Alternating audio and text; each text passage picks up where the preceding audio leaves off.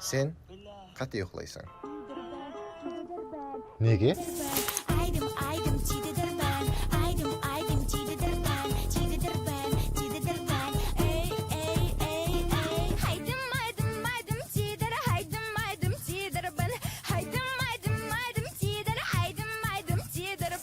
Себебі сен ұйқыламасыңнан алдын шартлы түрде рилс көресің. Негізі адам жақсы ұйқыласа, оның ертеңгі күннің жұмысының өнімдарлығы жоғары болады. Ал күндіз күні хәлсіз жүрсе, бұл ұйқының шалалығынан дерек береді. Егерде адам шала ұйқылауды давам еттірсе, оның организмінде төмендегі жағдайлар болады. Біріншісі салмақтың артуы, ұйқы гормондары болған лептин һәмде грелиннің төмен болуы. Бұл арқылы адам аш болады һәмде аппетиті жоғары болып, көзіне көрінген азықлық затларды жейді. Ондан кейін терінің тез қартаюы һәмде көз астында жирықлар түсуі. Ал ең қорқыныштысы болса, денеңіз сізге бойсынбай қалады. Келің мен сізге бұны апай тілде түсіндіріп беремін. Адамның денесі бар һәмде оның рухи дүниясы бар.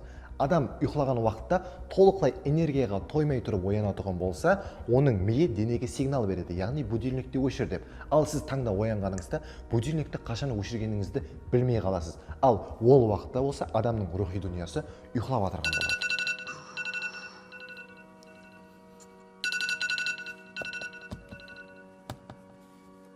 Жоғарыда айтқан будильник хақындағы жағдай сізде де әлбетте болған. Және бір нәрсе, біз адамлар ұйқыламастан алдан телефон шұқылап, рилс көріп, тикток көріп, ютуб көріп, энергиямызды максимал дәрежеде құртып, өзімізді шаршап ұйқыладық деп алдаймыз. Ал бұл болса сізге кеселіктер алып келуіне себеп болады.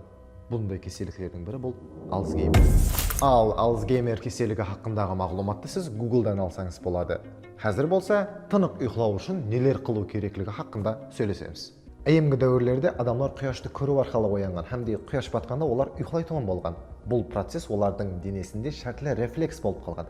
Біздің денемізде сол сияқты, егерде біз ұйқылаудан алдын экранларға қарайтұғын болсақ, біздің миымізден денемізге сигнал барады. Елі жақтылық бар, құяш батқаны жоқ, елі ұйқылауға ерте деп. Һәмде біз бұл арқылы кеш ұйқылаймыз, ертеңгі күніміз нәтижесіз һәмде біз хәлсіз болып жүруімізге себепші болады. Негізі адам тынық ұйқылау үшін оның бөлмесінің градусы 18-20 градус аралығында болу керек. Бұл градуста адам ұйқыласа жақсы тынық ұйқылайды һәмде бұл шариғат ұйқылау үшін идеал есептелінеді. Ұйқы фазалары екі түрге бөлінеді. Біріншісі қысқа фаза 10-20 минутлық ұйқы, ал екіншісі ұзақ фаза болып 60-90 минутлық. Сіз түнгі ұйқыда үлкен фазалықтан 5 басқышты басыңыздан өткізесіз, һәмде біз бұның барлығын қосатұғын болсақ, идеал нормал 8 сағатлық ұйқы пайда болады. 10-20 минутлық ұйқы бұл күндізгі ұйқы болып, бұл дәуірде сіз түс көріп те үлгересіз, һәмде бұл ұйқы сізге үлкен энергия береді. Кезінде үлкендер айтқан кезде түсінбеушім, енді түсініп жатырмын да соны.